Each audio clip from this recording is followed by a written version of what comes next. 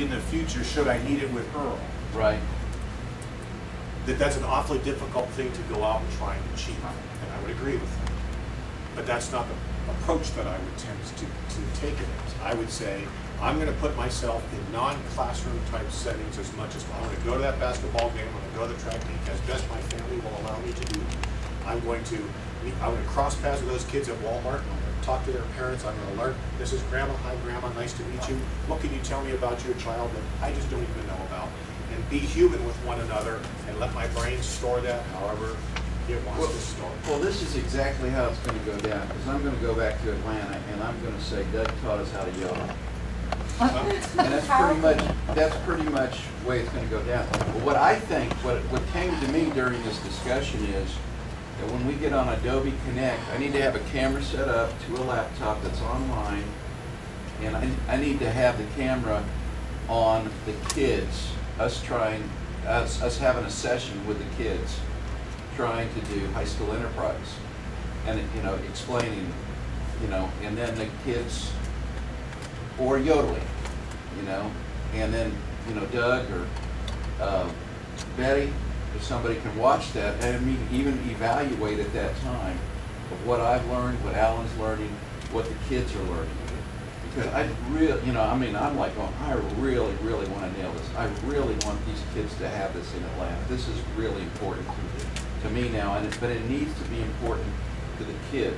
Well, it needs to be important to the teachers and to their parents. There's a beautiful connection there you just made for me. I want to thank you for that because it's like we set this up. This is really pretty good. So thank you. I don't know if you've seen this. This is a number of years old. This is on CNN. And my challenge to you is you watch this very brief piece. This is a clip from CNN. My question is, which one is the leader, or maybe where are the leaders on this? Has anybody seen this Jason story? I think you probably have. I haven't seen it. This is about 5 years old. Jason McElwain was in practice today doing what he does every day. As a student assistant, he helps out the team. But all that changed on Wednesday night. That's when Coach Jim Johnson decided to give Jason his shot to suit up and play. He said, this is your senior president, this is your last chance to ever get on the floor as an actual basketball player for that night. Jason, or J-Mac as he is known, is medically diagnosed as highly functioning autistic. He's also loved by his teammates and fellow students. That's why they came to the game with his face on signs. And when he entered the game, they went crazy. My emotions started running wild. I actually sat down and I started to tear up, and I was like, oh my God, this is happening. Jason got in the game, took a pass, and took a shot. He missed badly. First possession, he gets the ball, he shoots an air ball. He misses like by 6 feet. I put my hands in my head and all, please Lord, just hit him with the basket. 1 minute later, he got his hoop. A three-pointer that set the gym on fire. I was very excited. The team was excited. Everybody else was excited. But J-Mac wasn't done. He kept shooting and kept hitting. Another three and another three. I was on fire. It was hotter than a pistol. The team record tying 6 three-pointers. The crowd stormed the court and put Jason on their shoulders. It was one of those special moments that, as an athletic director, if I retired today, this would be the one thing that I talked about forever. Jason's playing career is done, but his celebrity continues in school. Everybody, I was late to every single class. Everybody was saying congratulations. So you got a superstar on your team now. Yeah, he's like a celebrity in school. He's loving every bit of it too. You see him smiling all the time. In Rochester, New York, this is Mike Catalano reporting.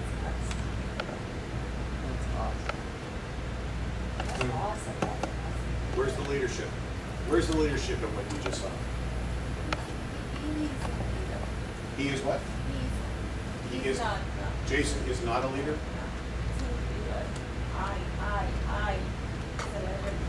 Okay. There's a guy on the team. You don't see any leadership qualities there. Okay. Okay. Any other responses? He doesn't trust others. He's working alone. On the court, you mean? ball hog. We call it a ball hog, okay? I see him as a leader. There's different styles of leadership. I see him as a leader who took control. And he attempted, he made a shot, and he missed it. But then he continued to try, and he started going in. And so he knows that, okay, I have this advantage, so he continued as a leader. Go ahead and take the shots. Could you say the team, though, was the leader that fed him the ball to give him the chance? Because they knew that this is his moment? Because the team, I mean, they didn't have to pass him that ball. And they passed him that ball constantly. They wanted to give him that chance. But the first ball was an air ball. How many teams are going to pass a guy an air ball? You know, they're 6 feet away. But I mean, so could you say the team together as a unit was the leader that fed him? Interesting perspective. I would say the coach. And the coach gave some skills and she gave the opportunity. To remember, he's not really fully a member of the team. He was the manager of the team. And so he was put into the game as a consolation at the end of the year. Kind of like really So there was no real, didn't matter whether he scored or whether he shot air balls or whether he never got the ball. He was in the game. Okay? That's, so just to be clear that he wasn't a regular one of the players on the team. He was the manager. He handled the balls and the towels and things like that. But it was because of the relationship that they had all together as a team, and to them he was still included as part of the team. Even though they didn't play together, but he was there every day to work. So that kind of, in a mindset of people as a team, you know, they included him. So it was just a natural habit because he was there. Why do you think they included him? If that's the direction. Right.